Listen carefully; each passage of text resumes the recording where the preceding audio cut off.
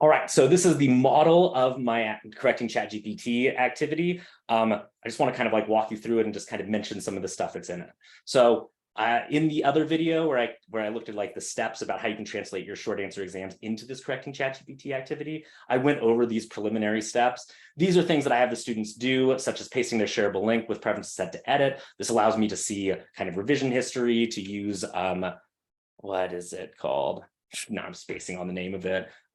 I'm not going to re-record and do all that. Oh, draft back, right? So like I have that, that's a requirement. And I remind them that like they've done this already, but I have this nice video link about how to do it here. So they could rewatch that video.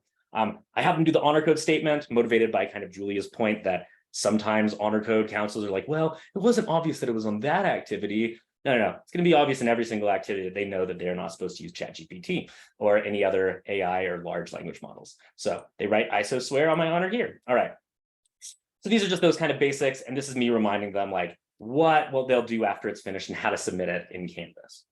Okay, so then with the reminders, I just remind them of kind of like my course policies. You can review my course policies and use whatever you'd like. These are just like kind of a general AI and honor code stuff, okay?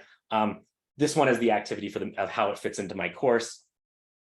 You probably don't have the course set up the same way, so I'd be happy to chat about this if you're really interested. But then I have the kind of directions of how to do the activity. These are directions that are in the Canvas assignment already, and they already get it. I basically remind them that they will be answering 3 of the 4 questions. I remind them that each one has where ChatGPT has hallucinated something. So I'm not playing the trick game of like, oh, I'm telling you it's hallucinated, but it didn't actually do that. I think that's just kind of low. But I tell them like, that the directions for each one are going to be like, read them carefully. The directions for each one of the questions could be different, and I do change them, but they have these similar features. Okay, right? Like they're going to be identifying what it's hallucinated, what it's answered incorrectly, providing references, and explaining in their own words with references like what those corrections are going to be. So I just kind of remind them of this. I remind them like the way that I do it is I have them answer 3 of the 4 questions. Then I use a number generator to randomly select 2. That way, you know, they have to do at least 75% of the readings and the work there. Hopefully they do all of them. Sometimes they do. They like many do, but that way just kind of like randomizes it a bit. And I talk about my kind of rubric and what I have in that. Okay. They have this option to bold and italicize the answers. This is their way of being like, yeah, this is the one I'm most confident in. I think this is interesting for me just as information, but it also is this thing where I think it's important for students to kind of engage in metacognition. What is the thing that they think is best, that they're most confident about? And I think that's like a useful thing. If it turns out that that's not the question that I ended up grading, you know, I sometimes do take those things into account as I tell them in the actual rubric.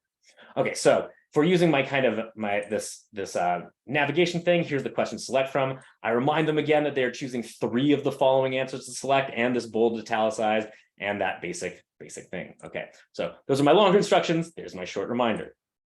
So question 1, this is one that I currently use. That's why I don't have a sample answer for you.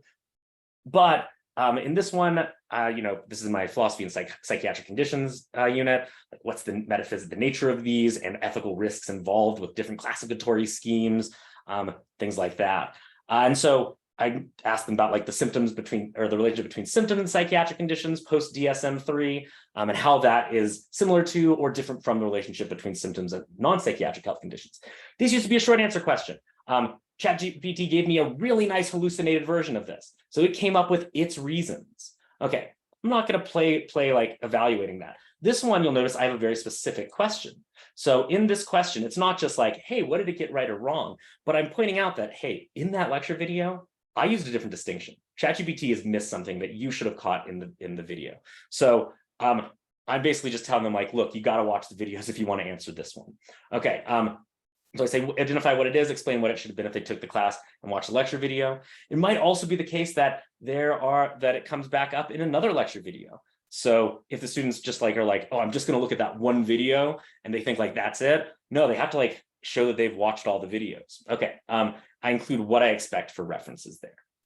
All right. Because I actively use this one, I don't have an answer here, but I want to show you a kind of modified one that I use for used in the past for my critical thinking boot camp. And this one, I have a sample answer that's based on like one that a student did, but cleaned up to make it like show what a clear pass would be. Students can clear pass, pass, borderline pass, or revise, insufficient. So I just am telling you I have a model answer to it and that I asked it to represent this thing. Now, what I mentioned here is that I haven't told them exactly what I asked ChatGPT to do. One kind of downside of this is maybe students want to try to game it and try to like ask like the perfect prompt for this. But, you know, I played around with different ones with this. It didn't really make a difference. And I don't know why I ended up doing this a while ago and like leaving it out. I just did. I'll sometimes do that just to be like, well, I'm not going to tell you exactly what I asked it to do. Maybe they will try to mess around with it and try to get some information out of it. Again, I tried to recreate this and like I didn't get anything useful. So yeah, I don't think it really matters too much. But yeah, I found that like it didn't really matter. So I asked basically ChatGPT to represent this argument in the standard form of an argument from principle. And this is like the passage. I used to have them look at this and like they would represent it, right? And then they would like raise objections or whatever. But now I'm like, okay, I asked ChatGPT to do it, and here's what it replied with. Because you see, like ChatGPT is given a 3-premise argument, and this is what it's given as the conclusion. Okay, now here's the question that I had for the students. ChatGPT's answer has many substantive issues that betray its lack of understanding what we've learned in that critical thinking bootcamp unit. So this one, right, the particular directions, they have to first identify at least 2 major problems with its answer, and for each of them include a clear reference to the material from the course, either my lecture video, slides, or relevant reading. And then I have my standards of like what I want. I don't care like for like really close citations, but they just have to be able to like kind of point me to something where I can find that. Okay, so first identify 2 major problems, and each include like a clear reference for the material to the course about like why it's wrong. And second, provide the general form of argument from principle, including a reference to that, and then fix the formulation with this argument to match that standard form. Okay, so there's the your answer here, and here I gave like my sample answer. I guess I didn't put a space there. So basically what I did in my answer is I showed them like, hey, look, like I think it's easiest to just do things not in the order you've told me, Zach. First, I'm going to give you the general form of argument from principle. I'm going to use that to kind of frame the problems, and then I'll correct the representation. Okay, so this is from Stoner and Swartwood's excellent book, Doing Practical Ethics. I use a few chapters of this in my kind of critical thinking bootcamp unit for my ethics classes. And so the general form of argument from principle is on pretty much every slide of the video lecture, evaluating arguments from principle, part 1, 3 features. It's on pretty much every single slide. It is embarrassing when people miss this. I want students to see this too. Like the sample here, where it's like, look, this is like all over. Like you should know this. If you don't know this, you clearly haven't done the reading or watched the videos.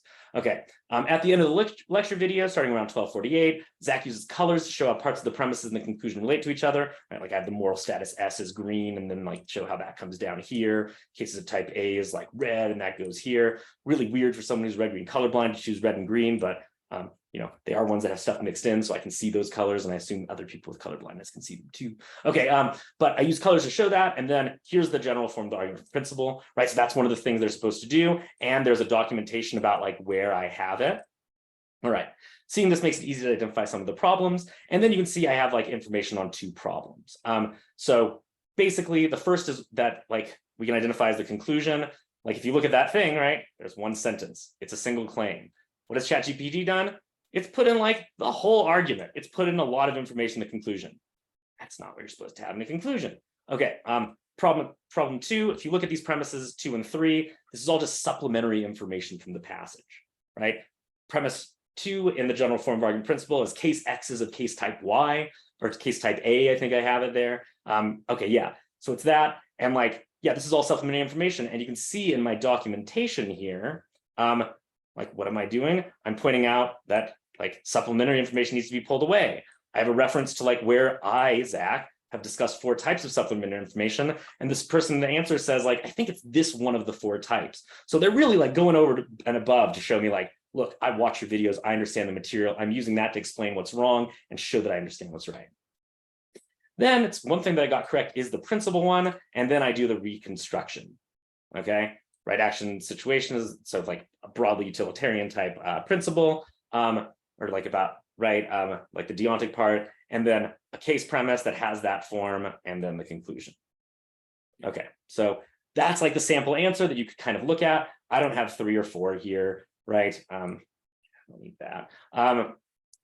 So this is kind of the model of like what it would look like. So that's like the kind of answer that I'd show them. This is what I'd show them. And so hopefully you find this somewhat helpful. And yeah, anyway, love to answer questions. So feel free to send me an email. All right, bye.